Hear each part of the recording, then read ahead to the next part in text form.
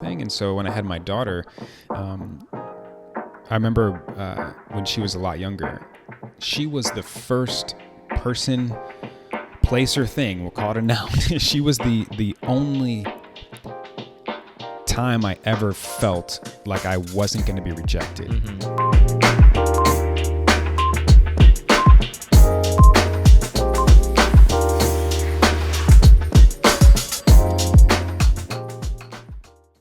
What's going on, everyone? Welcome back to another episode of Who Can Relate.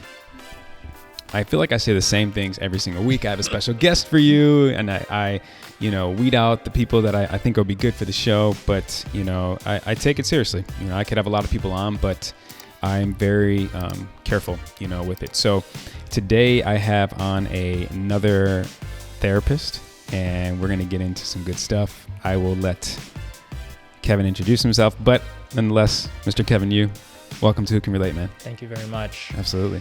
I'm a marriage and family therapist. I'm still an associate right now. Yeah. So this June, I will actually hit my 2-year mark. Okay. Post graduation. Oh, wow. Nice. So I will be hopefully applying first in Illinois. Okay. Yeah. So Illinois would be the first place I'd get licensed because California is a little bit tricky, takes a longer process, longer hours. Okay. Different requirements. Gotcha. And why Illinois?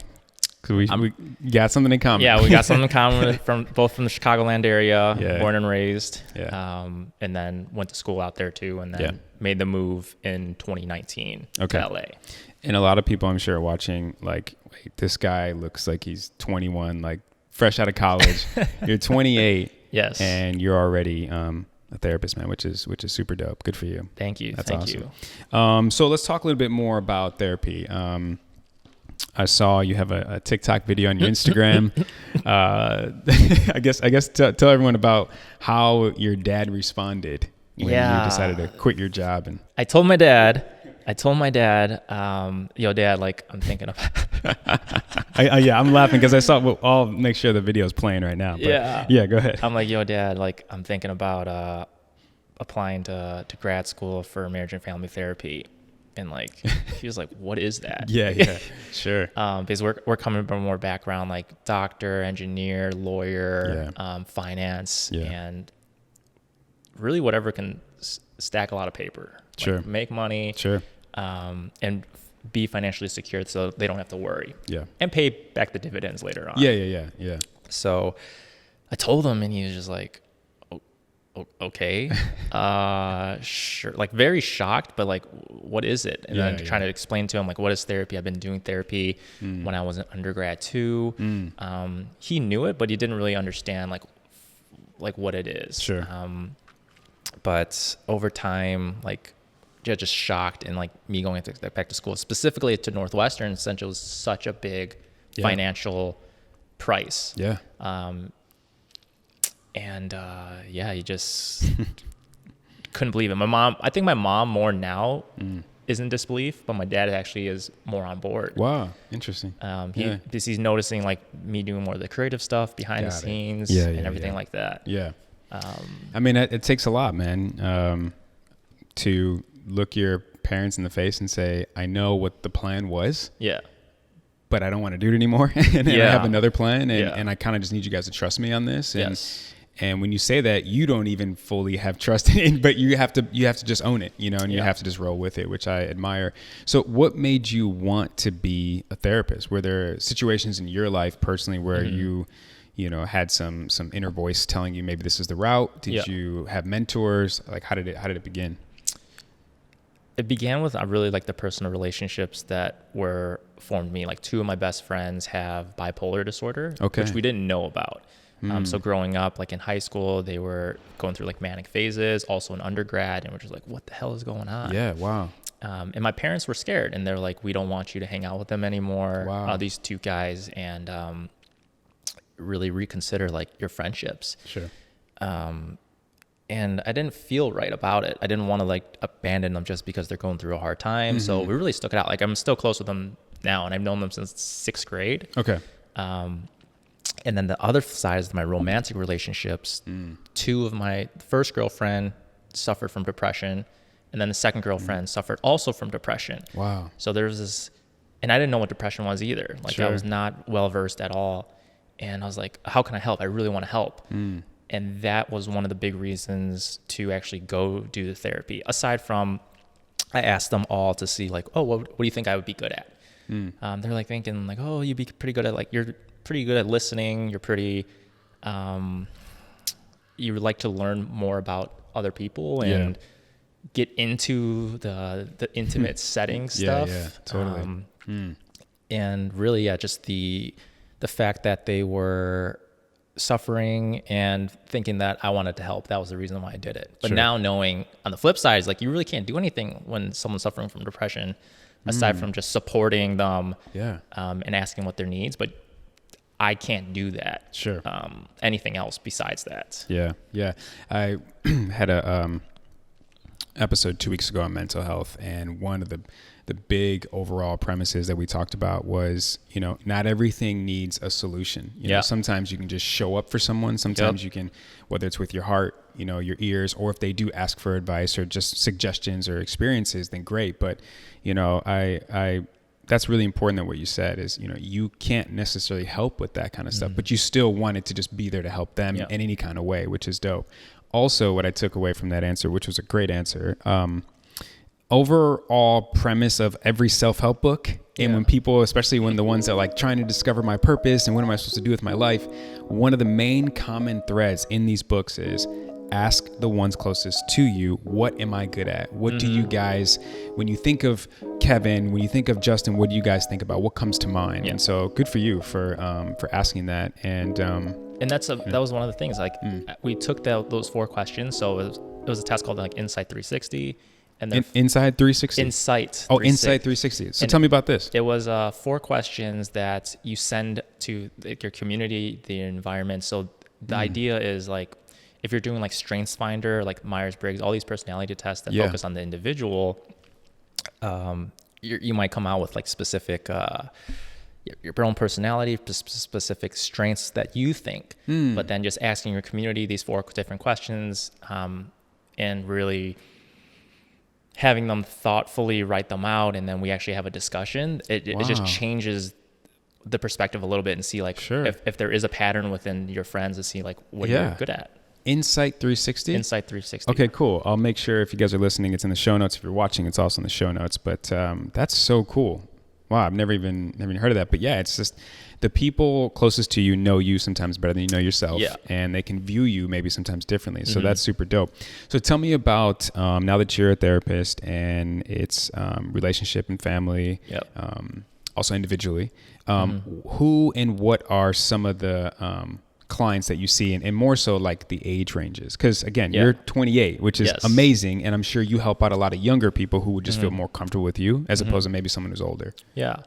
I would say there's definitely outliers of like people that I've been working with like that are 18 but also up to like in their 50s, but majority of the people that come and see me through my website or through Psychology Today, their insurance or not even the insurance company, or referrals, I would say, because we don't actually accept insurance at our practice right now. Oh, okay, got it. Is between 25 to 35, around my age. It gets a little weird when you see them on Tinder or see them on Hinge. But mostly working with couples, individuals, and specifically right now because I'm working at a CBT clinic, or cognitive behavioral therapy clinic. And working under supervision, there's certain therapy models that I have to abide by. And that's the framework that we work from. But I was trained in integrative systemic therapy, which is kind of just like pulling from all the different treatment models and just working through that lens. I'm glad you kind of broke that down, because there are definitely different levels to therapy, and different therapists specialize in different things. My therapist seems, I think it's the what was the term again, where you kind of pull from everything? Integrative. I believe he does that, because that guy, I always say he's like the Michael Jordan of therapy. I don't know another way to describe him, but he definitely pulls from multiple sources. And he recommended a a book for me, which is CBT, funny enough. And it's a blue cover, 10 strategies. If you guys are watching, it's on the screen right now. If you're listening, I'll put it in the show notes as well. But that really helped me kind of compartmentalize a lot of things and made a lot of things make sense. So being that, again, your demographic is 25 to 35. Yeah. What are some of the conversations that someone in that age range, I'm 34, so I can touch on it. You're 28, but what do you kind of see as a collective overall? I think the big demographic right now is like Asian American, specifically in California. I think about 75% of my clients are Asian American, and they seek specifically around Asian American identity, Asian identity. Aside, also things like like anxiety, depression. Under the anxiety umbrella, like OCD, panic disorder. Sure. So I'll try to like throw in CBT skills because empirically the most effective for anxiety and depression. Yeah. So I like, and structurally sometimes it's more beneficial. Like some people want that structure instead of just more supportive therapy. Totally. But yeah, I would say like 75. And then aside from that, a lot of my pull is from the Bay Area, tech companies, Got it. and young adults emerging into adulthood, corporate life, and then switching, either transitioning to a different position or thinking about getting married or having children, or like navigating those different spaces. Sure. I definitely want to go more into the getting married, and we'll talk about the pressures, of a young person right now. But going back to the Asian American demographic, and you said some of it is identifying issues, and obviously right now we will be very sensitive and respectful with the Asian hate that's going on, which is unfortunate. Are you kind of talking about that as well in therapy right now? And we are. It's a heavy subject right now, and like part of my job is to check in, to talk about things that maybe some friends or family might not have the option or the opportunity to talk to them about. Totally, yeah. So yeah, I do check in with all my Asian clients on just how they're doing with the recent events.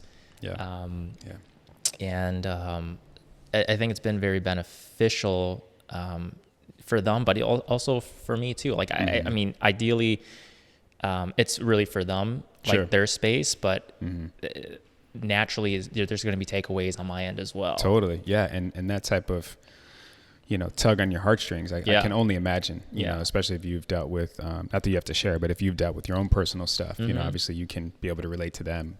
But that's the beauty, I think, I'm sure, for you being as young as you are, and then that's kind of your demographic, just that relatability factor, whether either you've been there, done that, or at least you've thought it before, which is nice. When I was first going to therapy, I was 9, and my therapist, I believe he was in his 30s, maybe mid 30s. And, it was hard to connect, obviously, because it's just an adult, and then as I got older, I also realized too that there are different types of therapists we mentioned before. And as I've mentioned with Keandra Jackson, who was on for therapy with an episode, finding a therapist is like dating. That's kind of how I associate it. You have to go on a couple of dates to find your match, and you have to go on a couple of therapy sessions to find your match, but definitely stick to it. And, it's also too, when it comes to, we talked offline about, therapists don't necessarily give advice. Yeah. And I think it's kind of like maybe a blindsided, situation for someone coming in as a patient. Like, well, I need you to tell me what to do. And you're like, well, let's figure it out together kind of thing. So back to the pressures that society can put on the younger generation. You said that's kind of one of the things, that you're seeing. What are your personal experiences? Obviously, we talked about your dad and your mom and kind of having a hard time with that career switch, but you're 28, you're from the Midwest. I mean, it's different for us. It's different. It's the idea of success, quote unquote, is before you're 30 to be married, have kids, own a home. And if you don't, you're the black sheep. Something's wrong with you. Yep. So, yeah.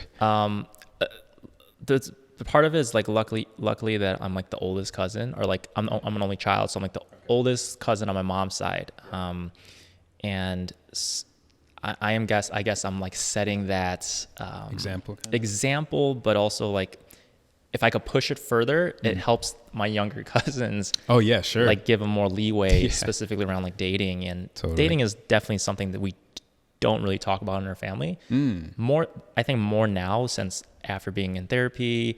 One of the things I want to do was get into sex therapy and get my certification in that.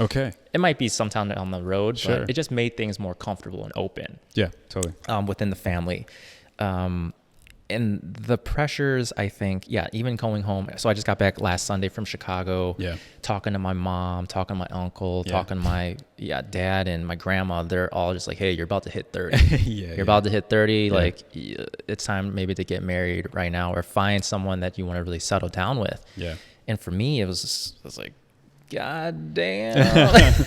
but I'm good where I'm at. Yeah, you know, I'm good where I'm at. Like, I just got out of a relationship, and just trying to figure out myself. And I think big part of it is like chasing. I was chasing women for quite some time when I was in undergrad, because there's a big transition switch from my high school into college. Didn't really smile. It was weird.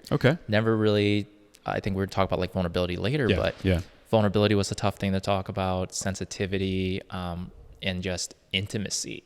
So once I got into undergrad and like actually like liked and wanted to pursue someone, that's what changed. Like, that's flipped, and it was more towards that than figuring out myself. I guess it was still kind of exploring, but it was more just like, oh, if they like that, let me do that. As opposed to like, what about what I like? Exactly. Kind of thing. Exactly. So the exploration phase was difficult. Interesting. For me as well. I mean, I was a people pleaser for sure, and always trying to make sure that they were happy, but not really knowing what made me happy, you know, and then therefore they didn't know either. So it's this game of back and forth. But would you say that part of the difficulty with, again, just the exploration phase and all that, was that just family stuff as well? Maybe it wasn't. So for me, for example, like, talking about sex in my home was not that it wasn't allowed, but it was never talked about. You know, I was very uncomfortable for, you know, even like when I was younger, like a romantic kissing scene, watching with my mom was like awkward, you know, which is normal. But as I got older, you feel as a kid, you know, as a teenager, like when it's comfortable and when it's not comfortable. And for me, it wasn't. And so that carried into my adult life, you know, where sex wasn't, you know, the topic. In fact, I do another show called Enjoy the Podcast. And Jared, the other co-host, his wife is a certified sexologist. I mean, pretty sure she has a degree in sexology, or some type of, she's well-versed in the sex game, let's say that. And so sometimes we talk about it, and I had a conversation with Jared the other day, and I'm like, I don't mind it at all. Just so you know, I'm just not used to it. It's going to take some time. Can you relate to just any of that? Yeah, like, for sure. Like, didn't talk about sex at all. I think the only things that we would talk about were like anytime the TV show would come on. Like, I remember third grade, I played a movie at my birthday party. It was Harold and Kumar Go to White Castle, and then there's like nude scenes in there. And I remember my aunt was there, my younger cousins at the time, and a lot of my friends who were in third grade. Was that 9 years old, 8 years old, something? And I grew up in the northwest suburbs of a predominantly white area, so I'm getting like calls from their moms, like. You get calls from my mom, and then be like, yo, like, he can't come to the sleepovers anymore. And talk to my mom, like, you're not having good responsibility, or you're not like chaperoning our kids. Totally. Every time, there was the first time for everyone to see like pair of breasts. And boobs, and they were like, what the hell? What's going on? And you kind of feel like, we shouldn't be watching this, but I can't take my eyes off it. Dude, that's so interesting. I had this almost the same exact situation. I want to say I was either in third or fourth grade.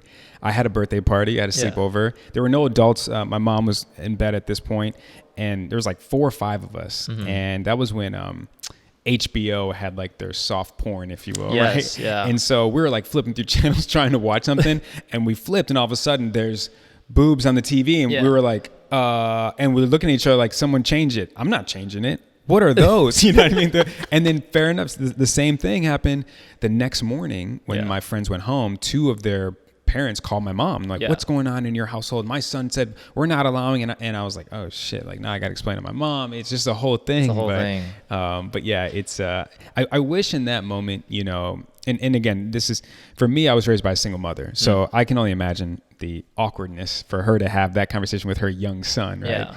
But, you know, I just wish that there was a more of a open dialogue with it, just a sense of comfortability. Like, look, it's natural to have these urges, you know what I mean? It's normal kind of thing, and not just shun them, you know? So I hear myself say that, and I'm like, okay, well, what kind of conversations will I have with my daughter?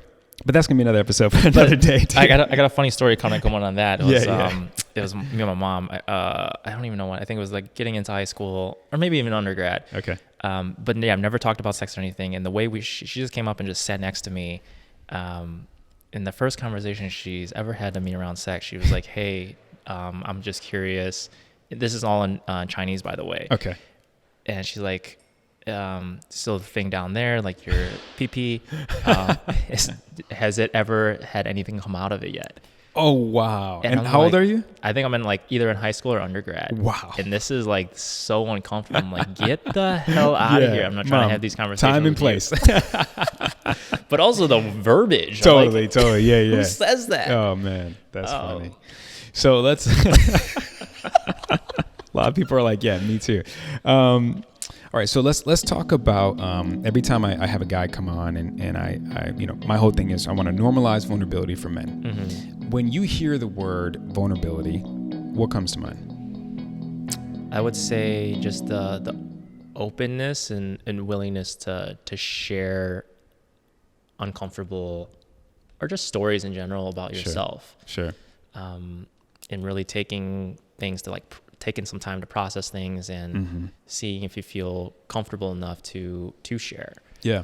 What's been? Oh, sorry. Go ahead. Or no, I was gonna say. I was gonna further into that. What has your relationship been with that word? Maybe in childhood, was it shown in your home? As a teenager, was it around your peers, early 20s, etc.? What was your relationship? Never shown until I would say, my undergrad. So really the first time actually like opening up to a female or opening up more to friends. Like I didn't say I love you until probably my senior year of undergrad. Wow. So it's just something wasn't said in the household. Yeah. And I said it to a girl, and she didn't say it back. And I was like F vulnerability. F vulnerability. Never doing this again. And that was just devastating. I bet. But and you said it was never said in your home. Never. Now it is. Yeah. But growing up, growing up, no. We just didn't. Wow. It didn't. Hugging. My mom's very affectionate. Okay. But yeah, we just never said it at home, and affirmations weren't really a thing either. Yeah. Of like positive reinforcement, like, oh, you're doing a great job. It's like, you could do better. Wow. The pressure. The pressure. And then the vulnerability piece again, undergrad, and then opening up to friends and telling my friends I love them. Yeah. Trying to destigmatize that is like, because before you'd be considered feminine or they make definitely like inappropriate remarks. Yeah. Or you're not man enough or whatever. Exactly. Whatever it is. Totally. Exactly. Yeah. I remember the... having that feeling of like, I love you, man, but then like not being able to say it just with fear of judgment, yes, you know, and criticism or ridicule, and that was a struggle. And this was, I mean, less than 10 years ago, so it's still pretty new, and you know, it's funny. I remember I was dating a girl one time, and I was talking to my buddy on the phone, and I was like, all right, man, I love you, man. I'll talk to you later. And she was like, I don't think I've ever heard another man tell their friend as another man that they love them. And I was like, well, yeah, we do. Yeah, we do. And I remember thinking about that. And I was like, yeah, it's not common. It's not common. We feel that way, but it's not common for all the reasons that we just said. It took a while to get me to get to that point, because my friends would say it to me and I wouldn't say it back. Okay. And they're just like, dude, I'm not hanging up this phone until you say I love you. Wow. And it was almost like I don't know if you remember the Titans. Yeah, of course. Yeah. And then he's Bertier's on the phone. Yeah. He's like, love you, sugar. Bro. That movie to this day makes me cry. Yes. And one of the, it's a great reference. One of the main reasons is because of the vulnerability that was shared throughout that movie. Yeah. You know, it was not enemies, but it wasn't friendly at first. And then once they got comfortable, once they understood they're on the same team, etc. And when Julius and then who was Bertier? Gary. Yeah. So Julius and Gary, when the relationship and bond that they built, aside from the racial divides, but what they built, you know, the loving relationship was emotional for me. And because I remember thinking, I feel the same way, but it was like a battle, man. I had like a restraining order against myself with truly expressing vulnerability. Yeah. Love that movie. Love the message. But yeah, so back to the vulnerability side of it. So again, you grew up not being, you know, set in your household, not being shown. And then, you know, when you're dating, how has vulnerability, well, I guess, what does it mean to you today, and how has it benefited you today? Yeah. And another piece was going through therapy school. Like, okay, I would want, if given the opportunity, if financially reasonable, if I have children, all my children go through therapy school. Wow. Not to become a therapist, not to become a counselor or anything like that, but what you learn about yourself and how you present yourself and to the relation of others is crucial. Sure. Wow. Because I wouldn't have been doing modeling if I didn't go to therapy school. Like, I wouldn't be able to handle it mentally. I know we could talk about that, but let me go through the vulnerability piece again. Mm-hmm. And so you were saying, like, that was one of the big pieces. And like, what it means to me now is that I'm more comfortable with myself. And I think there's a difference between just sharing to share, where you're comfortable sharing maybe intimate stories, but threshold might be higher for me, but for someone else, it might be like, you're blowing my mind. Like, this is we don't talk about that. Mm-hmm. So there's going to be discomfort when I want to share something and be vulnerable with someone else, but understanding that it's okay for me to open myself up. And if they don't have a strong response or anything like that, it gives me a lot of power, or I'm empowering myself to get this off my chest, or to share something so intimate with you that if you can relate, we can grow closer and bond a little bit more. Sure. Take our relationship, friendship into another level, and keep building that trust and intimacy between one another. Yeah, and at the end of the day, and this is something I had to realize the hard way, what I thought was in-depth, deep relationships with people was surface, because I couldn't be fully transparent and vulnerable. Yeah. And I realized through therapy that the only way I'm ever going to build the strongest bond possible to not put a cap on the ceiling is to just completely be vulnerable. Yeah. And that was hard for me in relationships with romantic relationships with women. Really struggled with that. And then again, back to the friends, even there. So, you know, now being on the other side of vulnerability. And when did you like make that shift, or like you're saying, like the vulnerability shift? Totally. I appreciate that question. And for everyone that is going to come on who can relate, ask me questions sometimes too. It's so much easier. I appreciate that. The shift for me, the first shift, rather, I'll start with that, was with my daughter, for sure. You know, I was shown tough love growing up as a kid. Very rarely ever received, if ever, words of affirmation, touch, affection, you know, just going down the love languages here. And so I never knew I needed it because I was never given it, kind of thing. And so when I had my daughter, I remember when she was a lot younger, she was the first person, place, or thing, we'll call it a noun. She was the only time I ever felt like I wasn't going to be rejected. You know, when that's unconditional love. I never experienced that before. Yeah. So when she gave that to me as a baby, it was so much easier for me to give and give and give and give, because I knew I would never be rejected. I knew I'd never be abandoned, and I knew I'd never be neglected. Yeah. So that was my first experience with it. And everything made sense when people were like, you're going to be a parent. It's like that unconditional love. And I remember like, I don't even know what that is. Yeah. I have no idea what you're talking about. I'm excited because you're excited, but I don't know what I'm excited for. Yeah. And then I realized it. And then, 2 other experiences, with my wife, which is still today something I have to actively work on because I'm not quite 100% there yet. I'm maybe like 70 as far as completely letting her in still, even though we're married. And she knows that, and we talk about that every week in therapy. And she's very patient, holds a beautiful space for me to confide in, etc. And then the third experience that I had, and this may either be surprising to a lot of people or not, was actually my dog. Chicago. Yeah, my dog's name's Chicago. Oh, okay. I say that as if you knew, but sorry. My dog Chicago. And it's funny because my wife has noticed on a few occasions, she'll just watch us play and she'll watch me give him unconditional love. And she's like, it kind of blows my mind that you're so easily able to give him all of you. And it's a struggle for you to do that for me. And I said, well, very simply put, I still subconsciously fear rejection from people. Every time I walk in this door, whether I'm gone for a week, a day, or just I took out the trash, he greets me as if he hasn't seen me in 10 years. That feels amazing when I come home to that. Every time I want to play with him, he's ready to go. Anytime I'm like, you want to go outside for a walk? He's ready. There's never any restriction with him, and he's always so welcoming. And those 3 experiences for me were the catalyst of being okay to be vulnerable. And if people can relate to that, great. If you can't, no worries. This just works for me. And I'm so thankful for all 3, times and experiences. But, it's something like we said a lot, earlier at the top of this.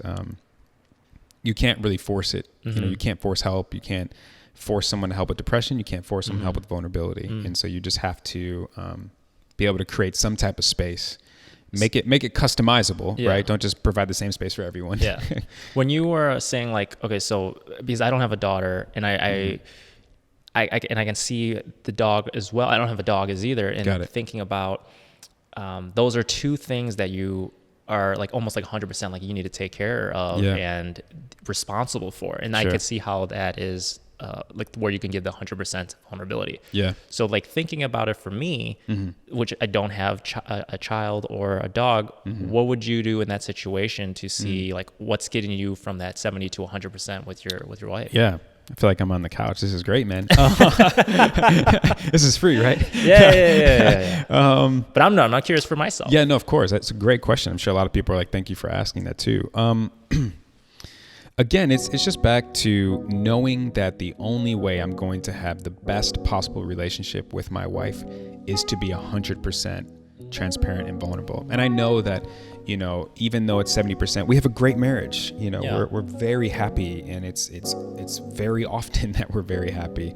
But we're just excited knowing that we haven't even really reached the full potential. And it's not just all on me, like, come on, Justin, catch up, with the 70 to 100 game, but there's some other factors there too. But, cause we've only known each other for 4 years next week. So, I mean, there's that too, factor of it. But again, back to your question, to get from 70 to 100, it's just trusting with the right person, because that takes a lot.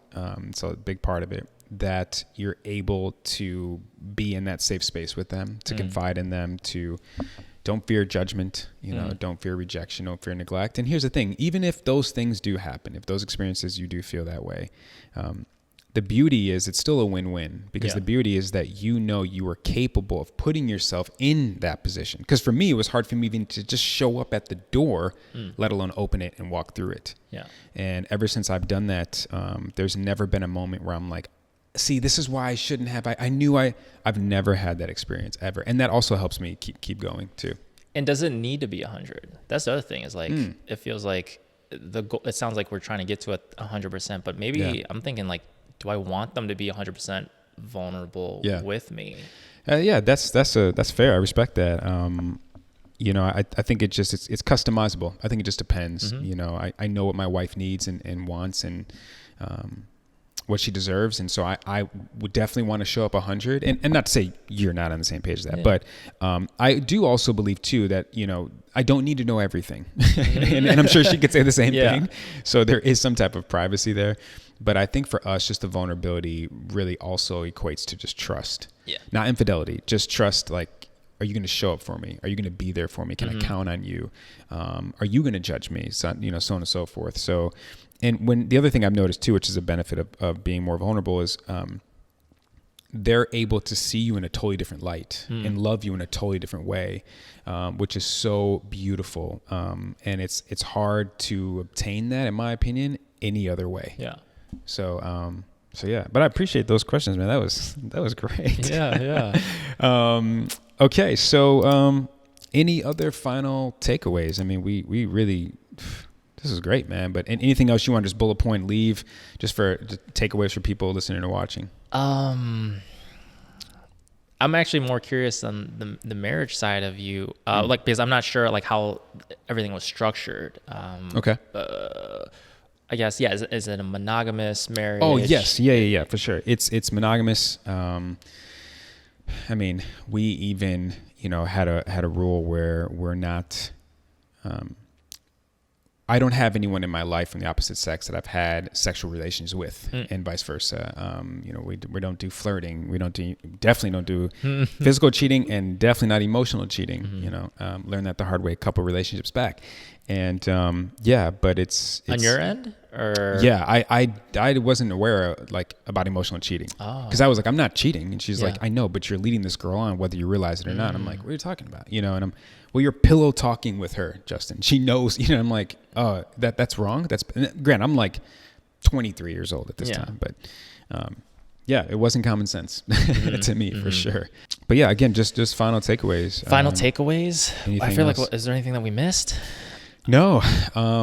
We definitely covered it all, and we covered even more so, which is great. I think for me, I just really appreciate you, and maybe this is your acknowledgement moment. I guess I'll go into it, but I just appreciate the fact that you took a chance, you took a risk. You could have just went down this smooth stream, so to speak, with your career and making your mom and dad happy and pleasing other people but yourself.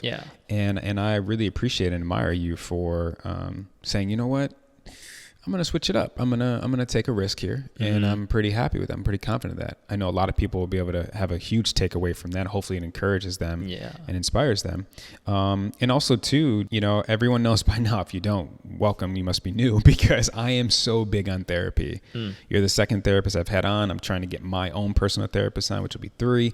But I just, as much as I want to normalize vulnerability for men and people in general, men and women, but I want to normalize going to therapy. And so for you to be so young and be a therapist, that's awesome, because I'm sure there's a lot of people who are looking at you right now or hearing you right now, knowing your age, like, okay, cool. Like I'd rather go to him than, again, the older man or woman. Yeah. So yeah. Yeah, and no, definitely appreciate that, and appreciate you even going to this platform and talking to people about very intimate, tougher things that we might not talk about if we're just getting maybe like a coffee or something like that. Like the intention behind it is very strong, and more of it is needed. Thank you. And I think more and more mental health is going on, and even now that they switched over to a number, just the 3-digit number for mental health. I don't know if you for suicide prevention. Oh, please, let's talk about that. I didn't know about that. I forget what the number is, but it's just like 911, but for if you're thinking about committing suicide, or if you know someone that's committing suicide. Before it was like a 1-800 number, which was like, I couldn't even remember it. Sure. I'll make sure I look that up, and I'll make sure you guys can see that and read that. So that's been pretty cool, and just so many more tech companies. So I still stay in touch with tech, especially in the mental health space. A lot more private equity firms or investment banking firms are investing into that space. So talking to them about it, and also working with them on the couple setting, like how they're innovating couples therapy, and then also how they're kind of going to be taking over the majority share, I believe, in the private practice space. Because they're able to get on a national level where still as a private clinician, we're only able to work state by state, and you have to get licensed every state if you want to work in 50 states. Sure. So, and then the next thing is like, I see therapy, mental health more just similar to like also having a personal trainer. Yeah. You're really meeting only once a week. Yeah. All the other stuff is like, hopefully you do the work outside of therapy, outside of physical training, because you can't gain 10 pounds in muscle or lose 10 pounds in weight if we just meet once a week. Totally. So the physical side and the mental side, they just go hand in hand. Yep. You got to stay with it. You got to stay with it. Stay with it consistently. And since the thing about it is like personal trainer might not be accepted for insurance purposes. Yeah. A lot of therapists do accept insurance, and if you're paying like a $20 copay, $10 copay a week, right, to get these gains mentally, oh man, I highly recommend it. I call that MWS. What is that? Money well spent. Money well spent. Yeah, for your long-term health. Yes. Even if sometimes like clients will come to me and like, we just nothing to talk about. I was like, okay, let's just sit here for 30 minutes, 60 minutes to breathe, to just sit in silence for a little bit and like maybe just walk you through your day, because we might not have that if we're go, or not really take a time to like just take a breath and chill out and think about what's actually going on in the present moments. Yeah. I'm so glad you said that, because I have had a couple I obviously like to talk, but I've had a couple of therapy sessions where an hour before I'm like, I'm good. Like, I don't even know what I'm going to talk about, but I never miss a session, because I'm like, something will come up. Yeah. So I encourage everyone, if you guys are in therapy and you're like, oh, I'm good. You know, it's like, again, you reference the gym when you're going, you're like, my 6-pack's here. I can take a week off or whatever. Yeah. There's a quote that says, how you do anything is how you do everything. Mm-hmm. So don't half-ass the gym. Mm-hmm. Don't get comfortable when you have your gains or the body that you want. Don't half-ass therapy. Mm-hmm. Don't get comfortable when you feel like I'm good. My relationship's great or whatever. Yeah. I encourage everyone to just stick with it, because even though you may not feel like you have something to talk about, things will still resurface, or you can just celebrate that win, that you feel good in that mental space. Like, I must be doing something right, that I don't feel like I have all these problems anymore. Yeah. So that's great that you said that. I appreciate that. And there's this almost like a skewed way of looking at like mental health. So for example, it's like, maybe we start training as an athlete in high school or junior high. Like that's when we start playing sports. So we're getting a little bit more comfortable with our body. Yeah. We're learning these different techniques to build strength, to build speed, to build endurance. On the therapy mental health side of things, we might not be introduced to this until maybe we're later in life. Sure. So we're starting from a baby or like basic beginning, like learning to like do the bench press for the first time ever. Yeah. So also understanding, like, you be patient with yourself when you are learning these things. Like, don't get frustrated, like try not to get frustrated with yourself. But there's also people that start from therapy a lot younger, but more spoken for people like on my side of where I started therapy a lot later, where it's not going to be matching my physical performance compared to my mental performance. Like I'll get rattled easily, or I might be anxious a lot quicker than me running like a mile or something like that. Yeah. And last thing I'll add to that too is, if you're starting later in therapy too, correct me if I'm wrong, there's a lot of bad habits you have to break. There's a lot of old bad patterns and triggers and trauma that you have to unpack. So it's like, the sooner the better. And personally, for me speaking, thank God it was as early as it was for me. But I could just imagine someone today at even 30, which is young, just starting therapy. Yeah. Like that's, just be patient with it. Respect the process, like anything else. No, definitely agree. First is just fostering that awareness and learning more about yourself. And then if you want to build on it, you can, or maybe it might not be the right time in your life to touch on something maybe traumatic and give it some time, which is okay too. Yeah, absolutely. Cool. All right. Well, let's get into the round of rapid fire questions. Okay. There's 5, whatever comes to mind. I love the raw reactions from everyone. Okay. Question number 1. If you could do anything knowing you won't fail, what would that be? Oh, man. I would have to say, this is the first thing that popped in my mind, so I'm going to go with it. Okay. It might be problematic. Reach out and date more. Okay. So reaching out to people that you might not even like have the opportunity to come across, or not thinking about like actresses or anything like, or models or anything like that. But just so you reach out, you know you're not going to be rejected. Yes. Totally. So going through just trying different dating in Europe, dating in just dating. I would say dating. That's like the thing. I love that answer, man. That's great. I'm sure a lot of people weren't thinking that, but they're like, oh man, because dating is hard. Yeah. Right, for sure. And the biggest thing is I fear getting rejected. Yes. Okay, question number 2. What's one experience you've had that's changed your life? Okay. This was my best friend when I was a sophomore, he was a junior. Okay. So he was experiencing bipolar disorder, and so he was going through a manic phase. Yeah. And I had no idea what was going on. So I get a call. I was at a family party, and I get a call. It's like, hey, I need you right now. Like, something's going down. And we're just in the middle of this field, and we're like four of us are looking towards each other, so we're almost like in a little box. And his like, we started talking. There was a very like religious component to it, and you see that in a lot of people that might have manic disorder or are going through a mania phase, that there's religion that is propelling the storyline of what's going on in their narrative. Okay.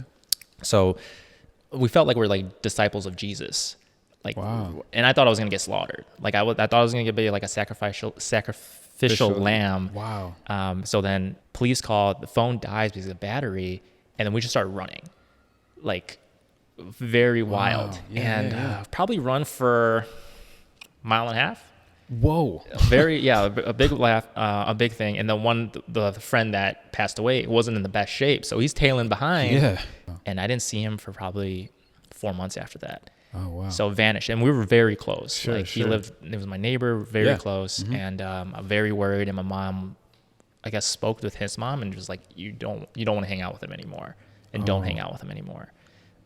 So since that was a big shift on like how I viewed. It wasn't because I didn't know mental health. Yeah. So just kind of like the abandonment, the what is loyalty in friendships, in relationships, and how much does it affect everyone around, family members, as well as people perceiving as like, you might be crazy, or totally. You shouldn't hang out with them. The stereotype, and just the projection. Wow, I appreciate you sharing that story. And anyone going through some mental health stuff right now, I'm sure that hit hard for sure, just as far as feeling judged, and I don't want to speak on behalf of anybody, but I can only imagine you just feel misunderstood more than anything else. So I appreciate you sharing that. And that was actually the last time I cried, cried in a like uncontrollable way. Yeah, in a very like I'll cry. Sometimes I'll cry in session, or sometimes, but it's not like, it's like maybe it's a couple of tears. My eyes get watery. You get emotional. Yeah, but this is the first time, the last time I actually cried, where it impacted me so much that ever since then, like nothing has really like touched that area. Sure. Wow. I appreciate you sharing that, man. Yeah. That's a great story. All right, question number 3. What's one motto or mantra you live by? Oh, okay. I think this one comes a little bit more quicker. Sure. For me, it's promoting mental health and physical health. Love it. I think I thought of that like tagline or the mottos. I think when I was maybe 23, and really just stuck with it, live by it. I have it on my wall. I have it in my practice. Just knowing that both things go hand in hand. And it almost stems to like just promoting health, because they are so married together. Totally. That's been with me. Love it. Great answer. Question number 4. What do you want to be known for when you leave this earth? Think legacy. Someone that was courageous, someone that went against the grain, against the odds with stereotypes, breaking the bamboo ceiling, and just big nuts. Yeah. I don't even know what big nuts would mean, but as long as it makes sense to you. Part of it is the humor behind like what I try to convey, because stuff is heavy throughout the day. Totally. On my end. So like I try to lighten it up in my language, where it's very strong and impactful, but also kind of joking and lighthearted. Yeah. So yeah, big nuts. So I love it, man. Hey, there's no wrong answer here. Yeah. Cool. Last and final question. What does Kevin admire most about Kevin?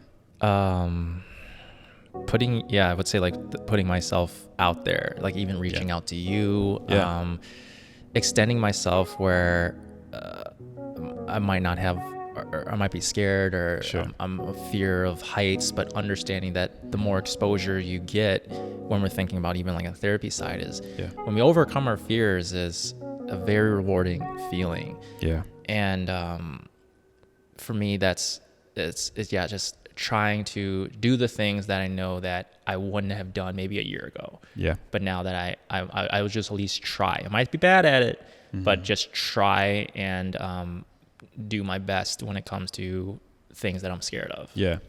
Wow. That's beautiful, man. And it's admirable for sure. And definitely inspiring. You know, you don't know unless you try. And that goes for all aspects of life, in career, relationships, romantic, family, friends, etc. So I appreciate you sharing that. Yeah. If you want to shout anything out, the Instagram handle's been popping up since we've been rolling. Don't worry.